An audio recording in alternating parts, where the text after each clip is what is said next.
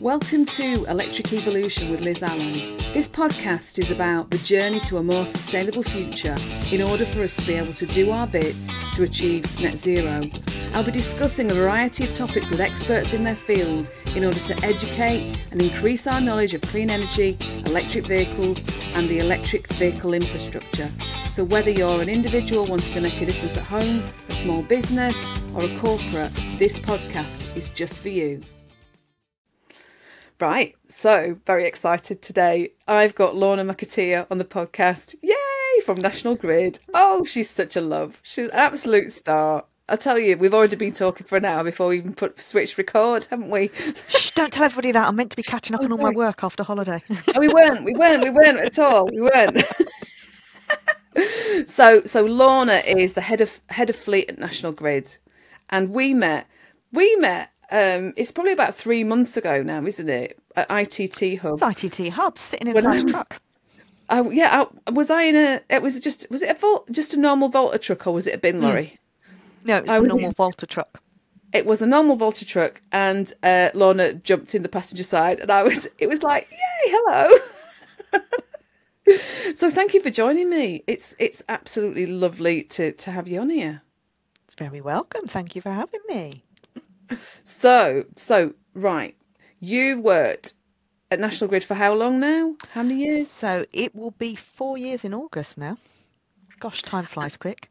It does, doesn't it? So, and before that, you were at Royal Mail, and then you were working in fleet for Eon, weren't you? It was, and it's at Eon where I kind of transitioned from IT project management into fleet, which I remember being asked years ago, how on earth does that work out? And I just retorted with, well, over half of a car is now a computer, so of course it makes sense. And I think when you put it that way around, people kind of get it, but it's down to the skill sets. It's down to things that I enjoyed doing at the time. And I kind of got involved in carbon reduction projects and was looking at taking the roof racks off the vans and exploring it and doing these as projects and putting the telemetry in. So I did the telemetry stuff, and I was one of the first companies to go with a single black box instead of two black boxes. So that's what we're talking back then, and kind of went through all of that and understood all of that. And from there kind of ended up in fleet as a project manager, but then literally just became the commercial vehicle manager and learned from there. So it was an interesting transition, but I think a lot of it is when you've got those matrix management skill sets, it is transferable, and everybody forgets how many transferable skills they do have. So would you say you're still a bit of a tech geek or not? No, it's moved way too fast, and I now have to get my kids to help me learn out how to do things on most of my devices. I'm not saying anything because like my son decided to do something on my laptop a few weeks ago, and I still can't work out what he did, and he did it in about 10 seconds. So yeah, I totally get where you're coming from. Oh, my daughter's been telling me off saying, get an Instagram account, and so I've got one now, but I still don't know how to use it or what to do, so I haven't uploaded anything, so I'll just have to hand her the phone and say, sort that out for me. And you are involved in so many things. Let's start off with some of your background. Give us your background. What you do at National Grid as well. Obviously, you're head of fleet. What does that mean? Give us some background on that one. So head of fleet. So at National Grid, we're kind of structured where I sit within the procurement team. So I've actually got procurement that report into me. I've got all the commercial vehicles that I look after, and then I've got all the company cars that I look after. And then there's even that newer kind of arm to everything, which is all along the strategic, sustainable, carbon reduction side of things, which is becoming much more of a fleet manager's role, no matter where they are now. So I think that's the biggest change. When I first joined fleet, as I said, at Eon, it was all about embarking on that journey to start with, taking off the ladder rack and reducing your CO2 footprint, encouraging everybody to reverse, because actually your engines are colder, so when you drive out you use less energy than you do when you're reversing out of a parking space. So although I think that's morphed into more safety things these days than it was carbon at the time. So stories change over the years as to why you do things a particular way. We were tinkering at the edges for so long, and Eon took my first electric van, and had, it was the first electric vehicle I drove over 10 years ago. So it's a transition through it. So I think now in fleet at Grid, it's pretty much picking up everything. I do miss some of the kick in the tires bits, though. I've got a team that do that for me now, and I do kind of miss it. But it's still getting involved. You've got all that safety and compliance side that sits with us as well in terms of vehicles. So we've got HGV, so it's the O license management that we pick up in the team as well. So there's an awful lot, and I think the biggest thing now is more advisory and education.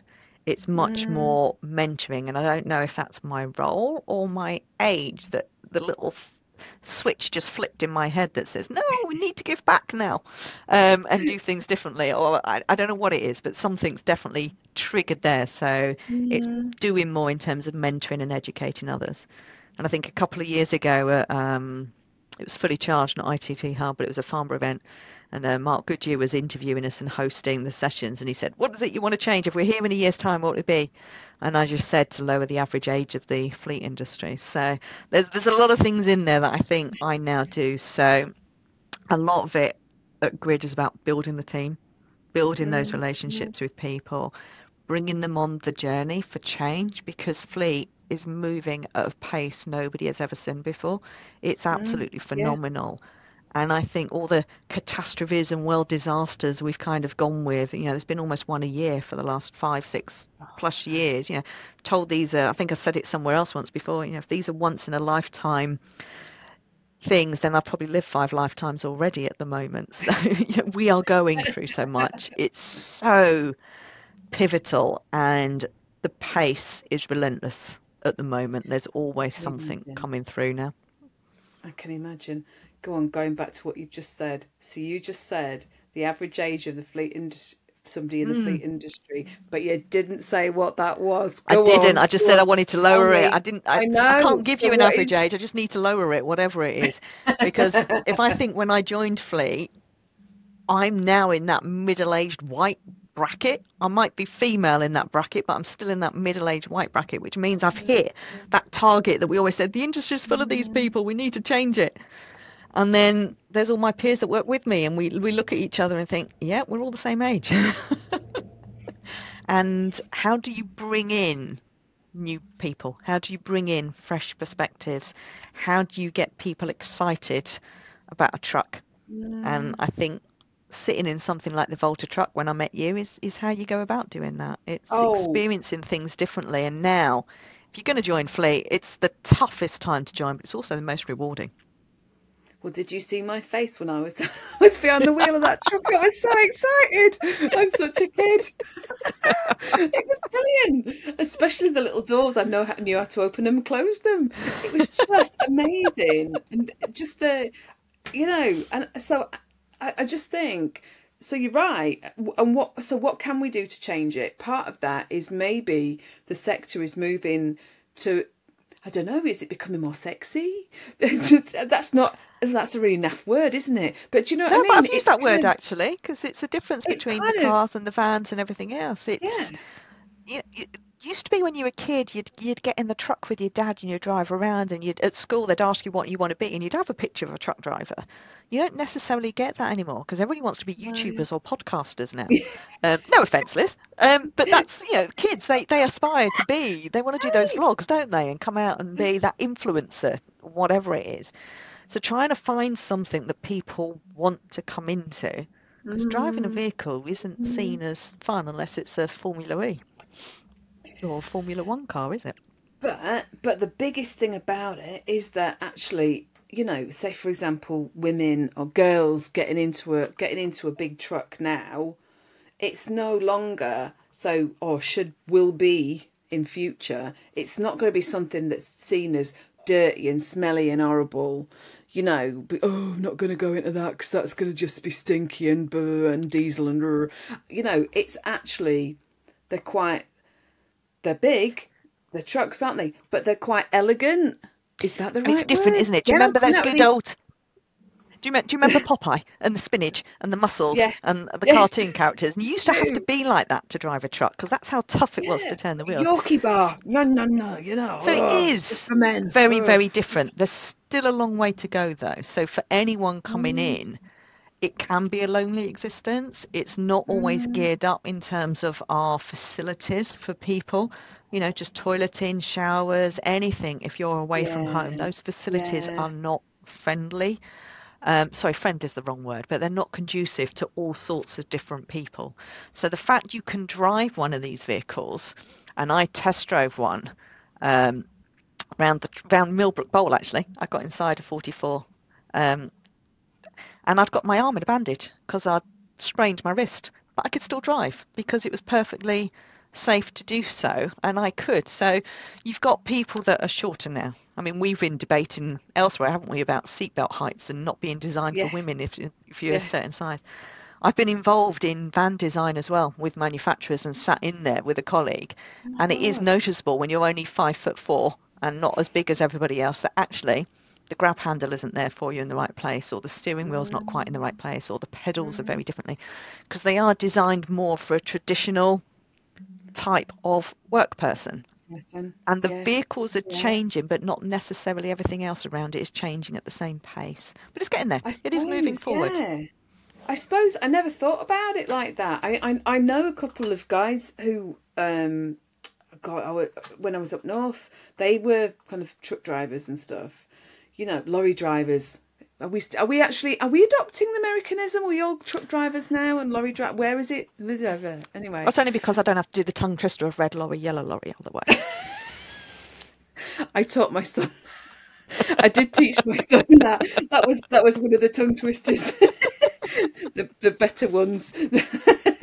But yeah, so I suppose I'd not even thought about the whole changing and and sort of what whilst you're on the road and things like but and I suppose that does need to change massively, doesn't it?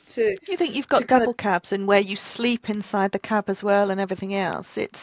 You need places where you feel secure to be able to go and sleep in those, and they're not all geared yeah up in the right kind of way. So I think we've got a massive opportunity now where we can address a lot of that, because if you're putting in all these megawatt charging stations for electric trucks, actually improve the facilities at the same point. And don't necessarily change what's already out there. Build something new that copes with yeah. the toilets and everything else, and just adapts at the pace, and kill two birds with one stone then.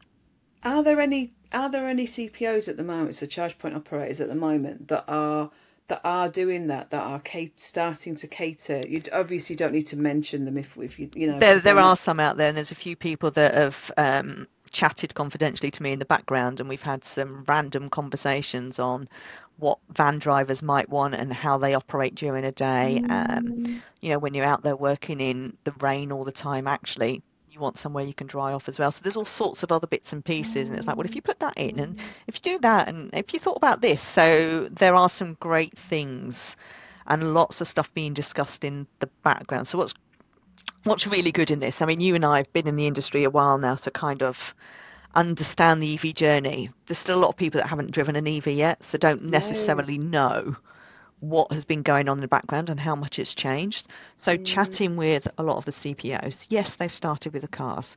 Yes, when I did the rally last year, not this year, there were a lot of places I couldn't get my high roof top transit into because of the height restriction barriers over car parks. mm, That's changing. You don't need to get rid of what's already out there, but you do need to no. adapt. And one of the things Mm, we found on the rally this year, almost by accident, the DAF truck pulled up alongside all the chargers that faced out into the car park, but they pulled up on the road next to it instead, which meant they didn't block off the bays. They only used one charger. So actually, that could be a design concept going forward. So these are the conversations now happening with some of the CPOs, and some are much more progressive than others. Some of them, mm, to be fair, have to go for their investment and getting some of their money back that they've put in. yeah. Yeah. Others are No. thinking longer term and how you can accommodate, because it's not just vans, it's the caravans, it's the horse box. It's as you move forward into all of these other areas, Yeah. they're all similar. Mm, So the good ones are talking to people like myself and the Association of Fleet Professionals that I represent in what can they do to make things more attractive or to mm, accommodate. mm. And we're being very realistic in, well, actually, if you did this, you could do that. Because the other thing you don't want to do, if you're out there and you've got your van and you're towing your generator or your pipes or whatever else it is that you've got behind, you don't want to have to unhitch that trailer. And if you do, where are you going to put it?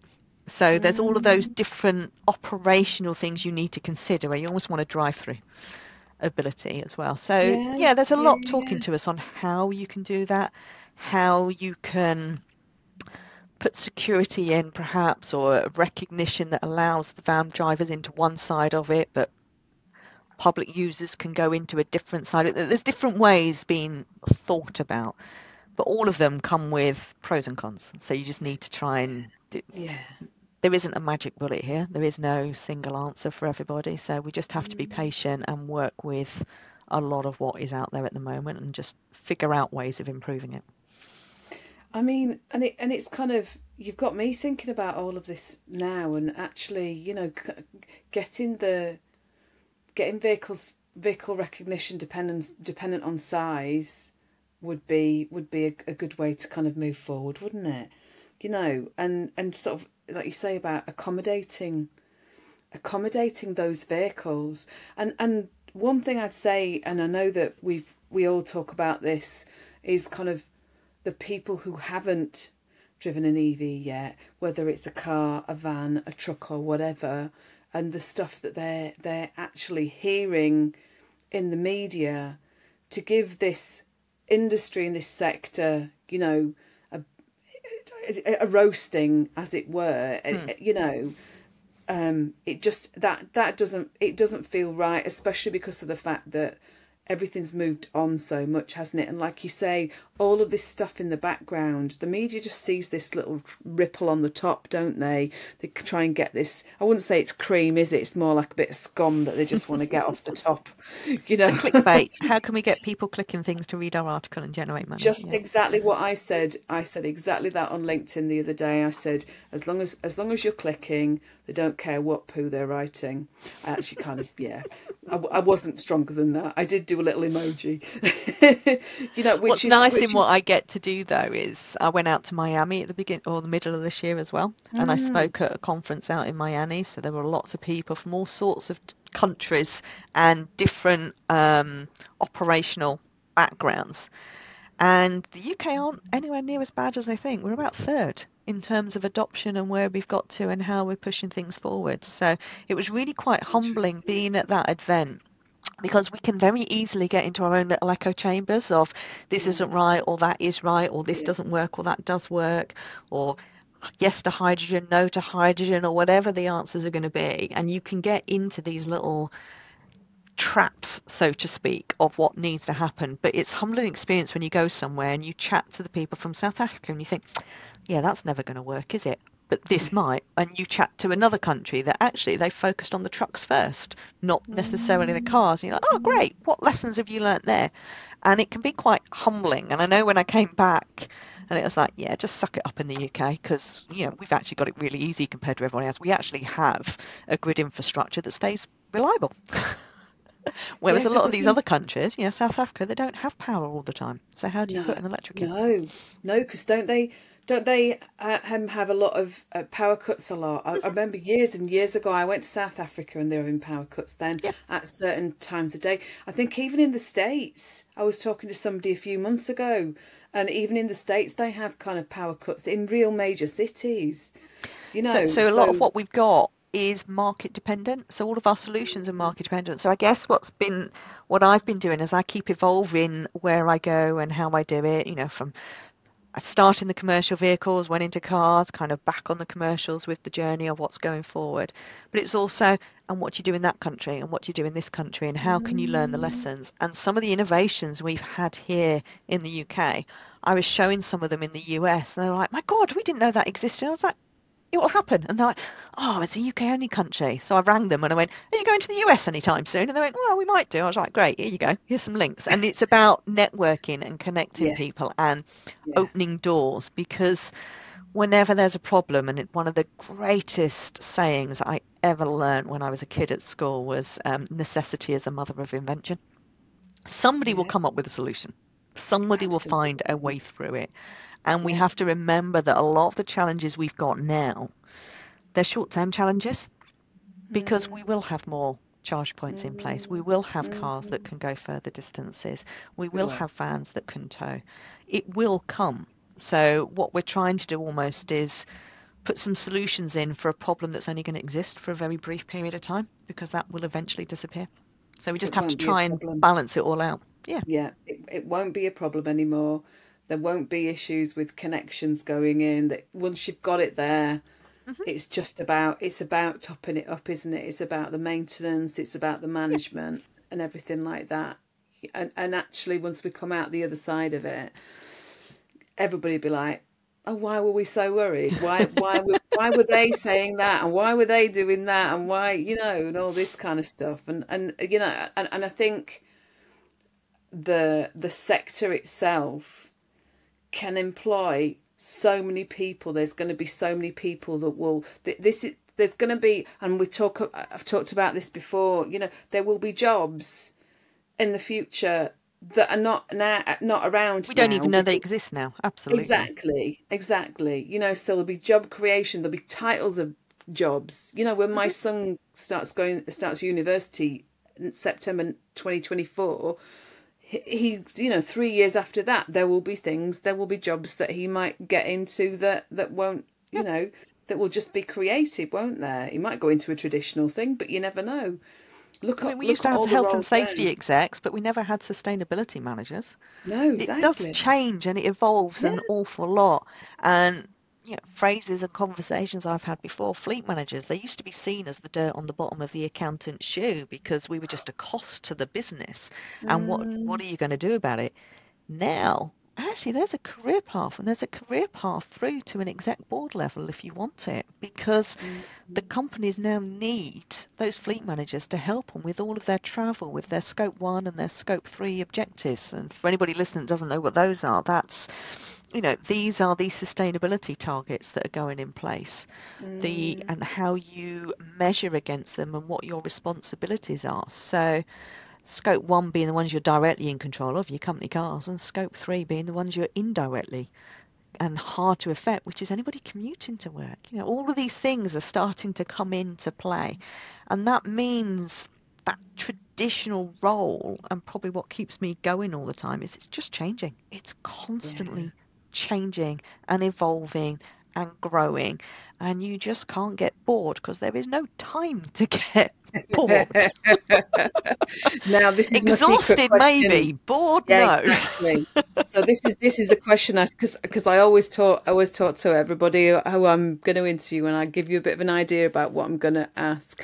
So this is my question. I said to you I wasn't going to tell you. So we always said, we've had this running joke about the fact that you could do with splitting yourself into about 3 or 4 different things. Yeah, I need to be a And clone. if Yeah. so, if you had, we've talked about time turners from Harry Potter. If you had a time turner, what would you do? How would you manage your? Would you still end up going, "Oh my God," but what would you be? What do you think you'd be able to do if you had a time turner, or I'd five need several versions of time Lorna? turners, I think, because there's so many things that I'd want to get involved in. So, you know, if you asked me what I did at National Grid, and I kind of only loosely described, I think, Mm, some of what we do there, because no day is the same, and a lot of it is within Huntsman. So you've got that whole day-to-day stuff. You've then got the actually, I want to influence and change, and I want to get into the government. I want to get to these policies. I want to say to them, "Hey, that sounds like a great idea, but actually, did you think about all these other people and all these issues that we've got? And here's your unintended consequences. So what can we do about mm, this?" And then I kind of want to do the bit where I said that little switch has kind of flipped in my head, and it's like, I want to bring more people into this industry. I want to help encourage others and help others. So it's being that mentor. It's showing and helping and educating and kind of finding the next me, the next clone of me. And so I think at least that's 3 time turners, isn't it, that I I need think in order so. to I do think it that. is. It's about And it's then there's all about the that. work with the associations that I do as well. Yes. And one of the things that's happened to me this year, and I'm really struggling to balance it, there are almost too many events. And so I am on the Yeah. speaking circuit a lot You and are. Yeah. trying to Yeah. balance that. And now that I've been out to Miami and spoken there, I've been invited out to Australia, I've been invited out to Amsterdam, I got Wow. invited out to Berlin. So there's lots of them, and I'm having to turn a lot of them down because I Then, just can't fit it all in.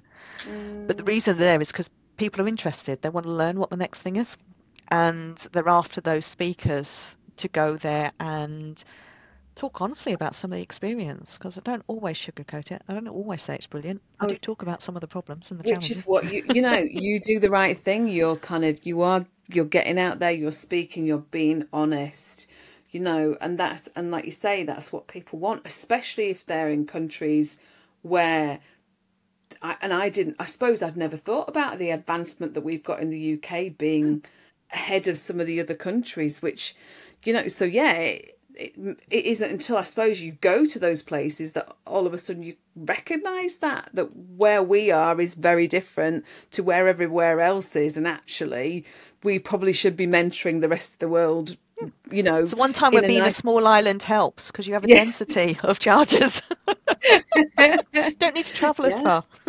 Yeah, exactly. So I tell you what I was going to ask you, besides the time turner question, how many vehicles have you actually got in the National Grid fleet in one go? And how is the split? Have you been able to move it all over to electric? How are you managing that? So there's roughly 18,000 vehicles in total, with about 9,000, half and half split, 9,000 in the US and 9,000 in the UK. 2 years ago, National Grid acquired Western Power Distribution. So we've got a transmission business and a distribution business, and we sold the gas business. So the fleet has been evolving and moving all the time. So in the UK, there's just under 9,000, but that does include quite a bit of plant. So from the Unimogs and some of the other trailers and generators that go out as well. We've got roughly 2,500 cars now. And in the 4 years, that journey has moved significantly. So there's over 1,000 pure electric cars now, from 7 when I started at the company. And the biggest thing about a lot of those cars is some of those are second cars now. So they've already had one electric, their vehicles come up for replacement, they've gone into their next electric vehicle. The vans and some of the other vehicles have taken us longer, but we always knew that. We always knew what the plan was. I had a plan when I joined Grid for 2030. I knew 2026 I'd have 60% of my small panel vans, because that was a vehicle type that we could change. So we'd already mapped out, based on the recycle plans of each of the vehicles, what could be changed when and what couldn't. The biggest challenge I've got are the 4x4 vehicles, so the pickup trucks, because there's over 1,000 of those on fleet and there's no genuine solution yet. When I say genuine solution, we tow 3.5 tons. So it's making sure it's a 4x4 that's got that towing capability. And they're not here yet, but we always knew that. So we're not panicking about it. It's there. We'll change it when we get round to changing it. And then we're trialing some of the HGVs and looking at what we've got. I've got the electric commuter bus on fleet. So we did that. I think that was a nice big push when ITT first opened. We actually had the bus down there. People could see it. In fact, I think for the Barbara Cox, I ended up doing a meeting from the bus and kind of said, look, I'm here at an event, because it was one of the first ones after COVID that we could go to. Yeah. So it's slowed down because of the supply chain issues. I will admit that it's been slightly more difficult to get hold of some of the vehicles, but it's steady progress. And it's not a case anymore of when am I going to change? Everybody now accepts the change is there. It is happening. It's just working out what the right vehicles are. And it's that mantra that fleet managers have always had, and I've extended, which is right vehicle for the right job. That's always been a fleet manager's mantra. And now all I put into that is right fuel type at the right time. Yes. Yeah. Because there's no point rushing into something, and I'm not going to throw away a perfectly good vehicle that's in use just to tick a box to say I've taken an alternative. I will make sure it's the right vehicle, and I'll only change them when they come up for their replacement cycles. So a year out from the replacement cycle, I just have a decision point. Is there one out there that's suitable to change? Yes, no. If not, take the latest of the current version I can, or I might extend it by a year because there's one next year, or I might get rid of it slightly early because something's come out and I can juggle it differently in how I can take it forward. So I can be I was talking about those echo chambers and when you get in there and everybody says, oh, it should all be EV. I remember somebody asking a question on a WhatsApp group, advice for their next vehicle. They'd got somebody who was driving 40,000 miles. There was no chance of a home charger. And everybody was talking about all the other types of vehicles you could get and everything else. And I just went, getting the latest diesel. And they've gone, what? You can't say that. And I was like, I can. It's practical. There's no point doing something that just doesn't work yet for them. In a couple of years' time, the answer might be different. But right now, in that location you've described, with the journeys they're doing, there is no solution getting the latest diesel because at least it's cleaner than what you've already got. Fair enough. So, yeah, I might upset a few people because I'm not always the EV evangelist. But you've got, again, it's that honesty, isn't it? It really is. You just need to be honest. I was going to take you back to the EV rally, actually, because we were talking about the EV rally. And I said to you before we started recording that I felt really, really lucky, even though I was only able to kind of do like kind of 2 or 3 checkpoints, to actually be in Bristol at the amphitheatre when all of those electric vehicles, cars, vans, trucks were just coming into the amphitheatre. I was overwhelmed, I've got to say. It was just amazing. And I suppose, and I only saw, like I say, that first day and came off came off it at Wembley. What was that journey like? What were you in a van, weren't you? I was in a van. Yeah. So, and obviously I saw you with your T-shirt on. We got a photo with your T-shirt on as well. What was it like? I mean, for you on the other side, kind of driving along, and obviously you've done the EV rally before. When you first did it to what it is now, how's it kind of evolved? And like you said about the networks easier.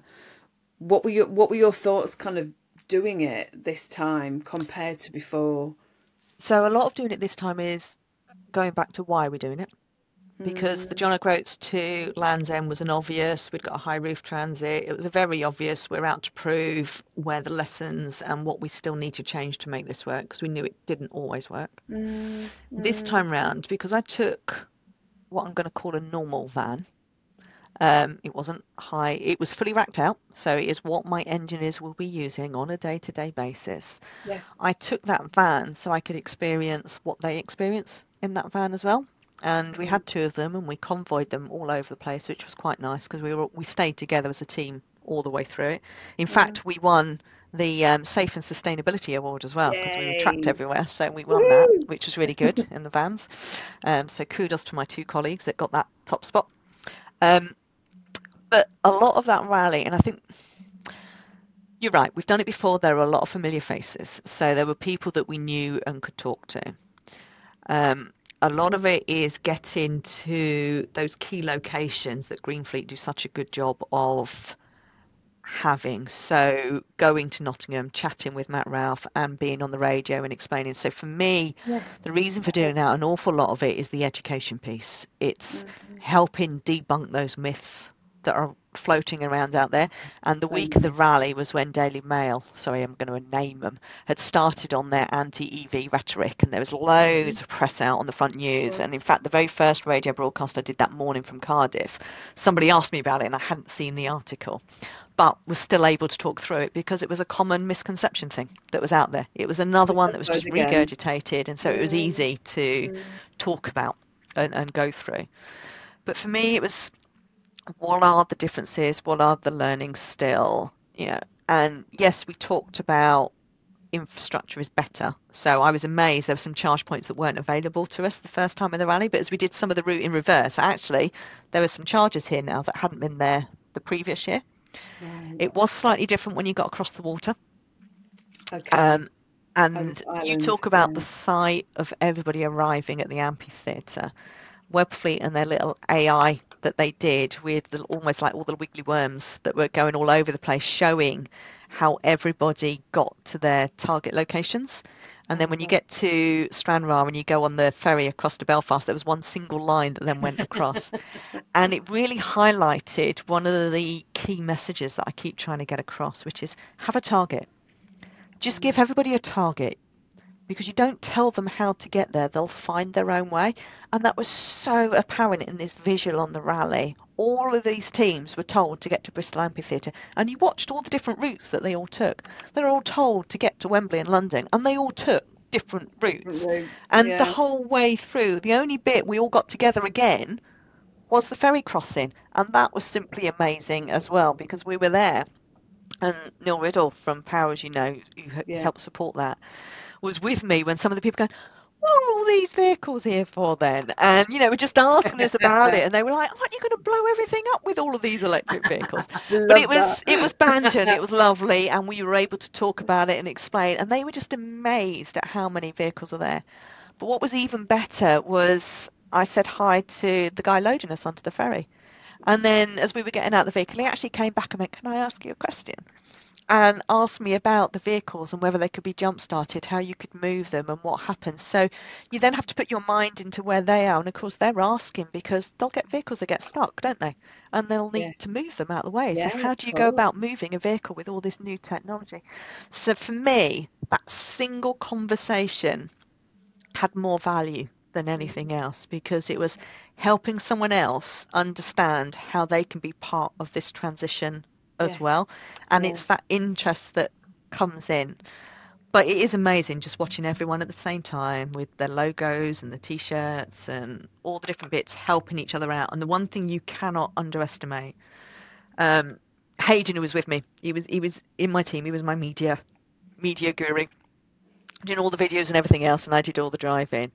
And I forget I know everyone else in the rally. He didn't. So he felt like he was joining this little clique of people that just knew everything. And it was encouraging him and getting involved, talking to people and everything else.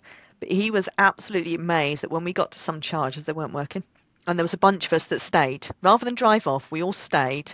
We called them in. We tried different things. We tried getting them reset. We looked at what could be done to try and help educate and encourage and make sure that when we left, even if they hadn't worked for us and we had to move on, they'd work for the person behind them. And he was amazed that we didn't get phased. We weren't upset. I think partly we weren't as time constrained, other than getting to the ferry on the Wednesday. But it wasn't as much of a problem. So we could afford to spend the time trying to figure it out. He's like, but we're not going to get enough charge to get around. It's like, yeah, we will. We'll be fine. I think when you drive long enough, I always feel invincible when I get out of the van and get back into my car, because my car has more range and it's much more efficient. And I think for the first time in the 3 years I've had it, I actually saw the turtle symbol come up for the very first time ever, because it's like, yeah, I'll get there. We'll be fine. It's downhill to my house. It'll be fine. I'll get there. What are you driving then? What are you driving? I'm in a Polestar at the moment. Okay. I've not been in one of those yet. Haven't you? Oh, I love my Polestar. Next time you're round here, you have to come round and have a little nip in it. But they're all different, aren't they? And you just get used to each of the vehicles. So I love the rally for its camaraderie. I love the rally that, yes, there's all this positive press on the LinkedIn that comes out and some of the other bits and pieces, but we take lessons. And we use those lessons, and we'll go back, and I will write it up at some point when I get time, and I will share it with, last time I fed information into DFT and various other people to say, right, this is what we need. You use those experiences when you asked me earlier in this podcast about chatting to the charge point operators, the CPOs, and what lessons we learn and how you take it forward. It's not shying away from the fact some of these things don't work. And what can you do to improve it? It's accepting the fact that actually for the majority of cars, they do work. But, on my holiday recently, I spotted a charge. It's like, yeah, great. My daughter's like, how did you spot that? We'd literally gone around the roundabout. It's like, oh, there's one behind us. I'm going back. Opportunity charge. Off we go. And topped up. I like it. And I was lucky that all 3 bays were empty, because my charge port is located in the same place as the telemetry. It's the rear passenger side. Right. But the cables weren't long enough from where the chargers were positioned to be able to reach. So I had to take up the wrong bay in order for the charger cable to get to where my socket on my vehicle. And it's these things, some, as you know, some cars and vans will have them at the front, some will have them at the back, some will be near side, some will be offside. And it's trying to, do you drive in? Do you reverse in? Do you straddle the bays? Will the cable stretch? No. right, need a longer cable. Or and some people moan at the park, and it's like, yeah, I'm on the curb for a reason because I can't get the cable around if I don't actually go up on the curb. Yeah, there is that, isn't there? So I there's mean, still a lot of lessons out there, but you can't shy away from the fact that A, the lessons are there and need to be learned, and B, people are listening and they are doing things. It yeah, doesn't happen overnight. It's no, a it doesn't. transition and it takes time. Do you know, last week I stayed at a hotel up in Coventry, so I'm going up to Coventry quite regularly now, and I chose the hotel specifically. I mean, it's a beautiful hotel. My God, it was just like it was like just on the outskirts of Coventry, and it was like something out of Harry Potter. Honestly, it was just one of those where you kind of go in and my jaw just dropped, and I was like, wow, look at this. It was like I was expecting a nun to go past with, with a vesper. It was just amazing, just really, really oldie worldy. Anyway, and I chose it because there were 5 charge points there, 10 charges in total. Yep. And I drove up, reversed in so the Hyundai's got the charge ports at the back, and I just looked at the state of them, to be honest, and I just thought, oh my God, they were covered in cobwebs. It just kind of gave it away that, and you could see a bit of rust on the front. And I thought, oh, here we go. So got my cable out the car. First time I've actually had to use a cable. Got it all sorted. I downloaded the app first and I'm topping the car up. Got it connected, put the top up on, and then I had the spinning wheel of doom. And I tried again, and then I had the spinning wheel of doom again.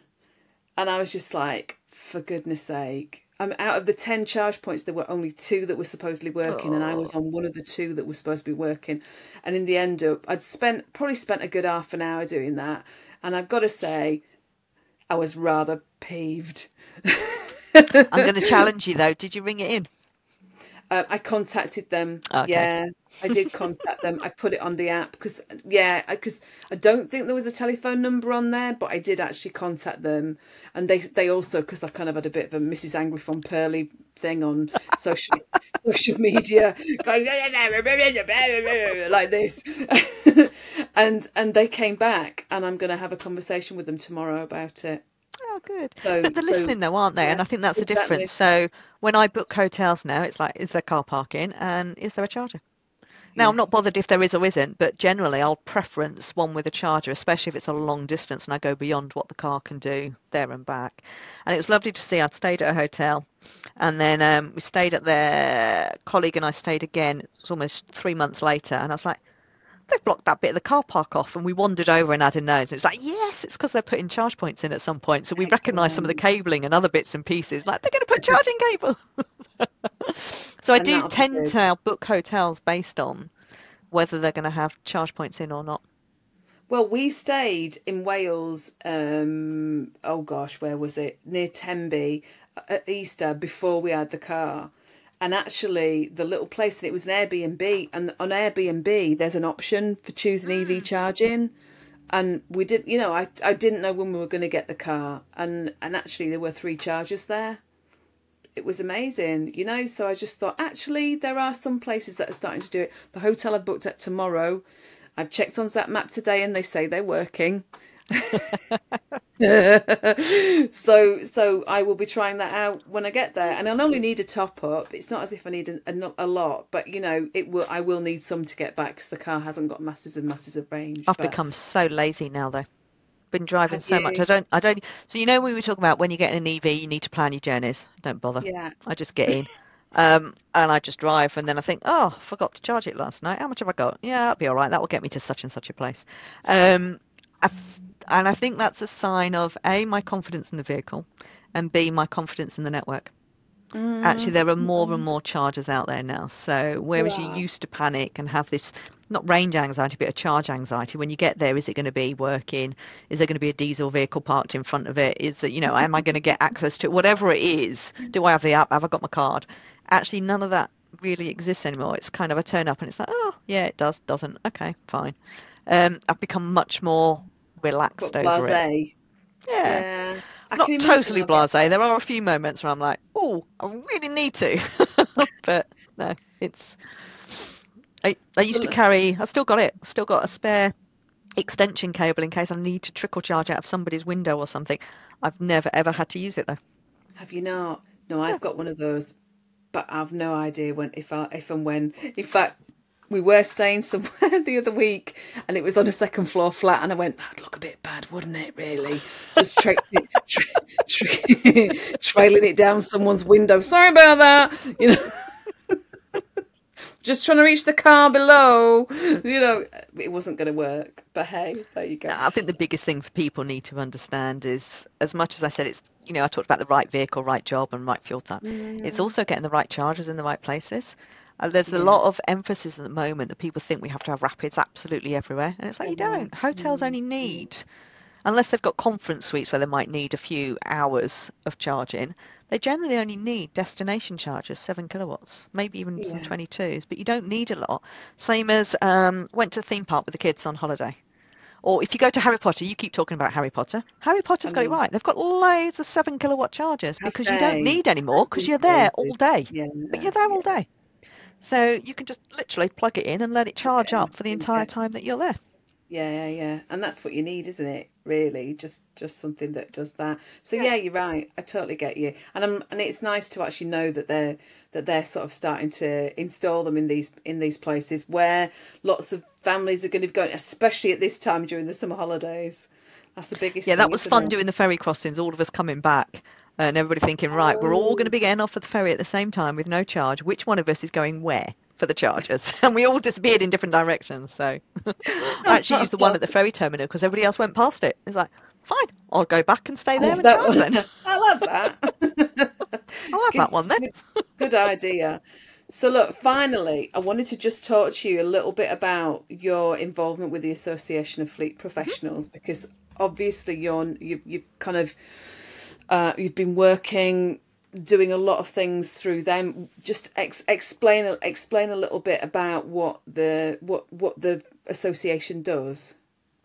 So the Association of Fleet Professionals was kind of born during COVID, but only with its new name. So it's come about as a merger of the old ACFO, Association of Car Fleet Operators, and ICFM, the Institute of Car Fleet Managers. And it kind of pulled both of them together as one, because there was a recognition that although ACFO did cater for people who ran van fleets, having the word car in the title, most people didn't realise that. So there were some gaps developing in the marketplace as well. The FTA had changed their name to Logistics UK. We're looking at things slightly differently. You'd got the BVLA, British Vehicle Rental and Leasing Association, that looked at things in a certain way. And there was kind of this gap growing, mainly because the industry was moving so fast and so quickly. So it wasn't just the legislation coming out that was needed to be addressed for O-licence side of things. It wasn't just how you went about leasing vehicles and funding things. And ICFM was also the training arm, effectively. So what we've now got at the AFP is it's a charity. It's run by a bunch of people who volunteer to do it, me included. We've got a board of directors. Paul Hollick is a brilliant chair at the top of it. It depends when this podcast goes out. I am now one of the deputy chairs for Association of Fleet Professionals as well. So it's kind of getting the right balance between suppliers to the industry and operators to the industry, because the association is for the people in the industry. It's got a website that people can go to.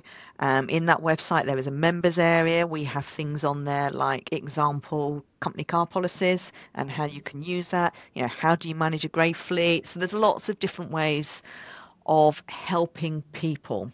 And it's taken that forward. It's also grouping together things. We've got a load of committees. So we've got an EV committee. We've got a future mobility committee. We've got a training one that's been set up. We've got a roads committee as well, which dealt with a lot of things on the road itself and the highways and some of the legislation. So there's lots of different committees that people can join and partake in. One of the other things that came out of the AFP as well is, we laughed about me needing a clone. There's a speaker circuit bit. There's a lot of people that are extremely good at their jobs but are too scared to talk. that don't want to do a podcast. They haven't got the confidence to go out there. So one of the things we put together was a training course giving people confidence. So we've started the first one with women's voices in Fleet to encourage people to talk, overcome some of the individual barriers they've got, not necessarily in the industry, but just, we're all in a different world. We've got podcasts, we've got videos, we've got webinars. There's all sorts of things. It's not your traditional way of speaking necessarily anymore. And it was just giving them some confidence to be able to do that. That will expand because it was very popular. But what we also learned in that training side and what we do as well is 2-day courses aren't necessarily great for people who need those flexible working lifestyles, and that's why they don't speak, because they need to get back to care for somebody at home or do something different. So it was like, okay, so how can we make this flexible as well? So the training session, there's a whole Fleet academy basically, and there's all sorts of training for professional people. So there's also training to the suppliers of the industry to understand some of the terminology that's out there, because it's changing so much. So there's a huge side on the training. And then, of course, we've got all the other bits and pieces we do. And more recently, we work a lot with BVLA, Logistics UK, and some of the others in terms of lobbying the government, for want of a better description, going through with when the consultation papers come out, we make sure the right people in the industry know those consultation papers are there as well, and we'll help with those. We go to a lot of events, talk to people. So yes, it's challenging. Again, that's why I need that time turner and a clone of me, because there's a lot of stuff to be done. Oh my God, I can't believe how many things you actually, you get involved in. That is. Oh yeah, but to be fair, sometimes I go amazing. To an event and I wear 4 different hats at the same time. Fair enough. But your messaging is really positive. It's really good, and it's honest, and and it's making a difference to people. So that's all that matters, isn't it? Really, So yeah, I think you're doing a brilliant job, and we do need more people like you to kind of get the word out there. So yeah, you need lots of mini-me's, really, don't you?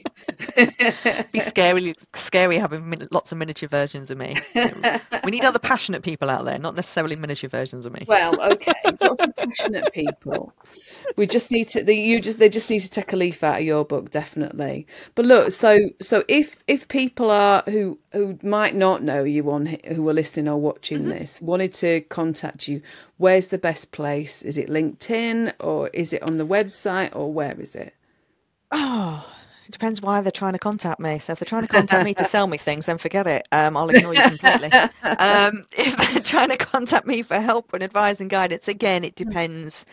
If it's more of an AFP thing, then actually just the afp.co.uk, the website, is the best place to go, because it's not just me. There'll be lots of people there that can answer questions. So even if it's not my specialist area, there'll be somebody else around. So if you're interested in that side of it, enjoying it, then go and check out the AFP website. It's going through a revamp at the moment, and we're constantly updating and refreshing it and getting more areas for people to use. We'll have an app soon as well. Woohoo! Hey, so we are moving with the times.